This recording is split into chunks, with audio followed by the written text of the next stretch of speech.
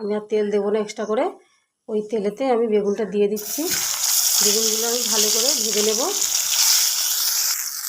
তো বন্ধুরা আমার ভালো করে বেগুনটা হচ্ছে ভেজে নিয়েছি। আমি এখানে কালো বেগুনটা নিয়ে নিই, সবুজ কালারের যে মাগরা বেগুন হয় তাই নিয়েছি।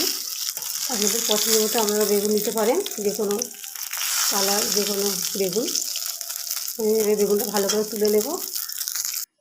তো বন্ধুরা আমার বেগুন ভেজে তুলে নেওয়া হয়ে গেছে। আমি এবার একটু কালো জিরে ফোড়ন দিয়ে নিচ্ছি, আর একটু দুটো কাঁচা লঙ্কা দিয়ে দেবো। আর আমি তার এবার একটু আলু তরকারিতে দেবো।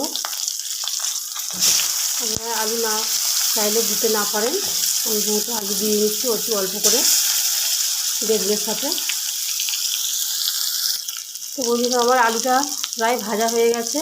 আমি এবার একটু কালারের জন্য একটু লাল লঙ্কাগুলো একটু দিয়ে দিচ্ছি, কালারটা ভালো আসবে।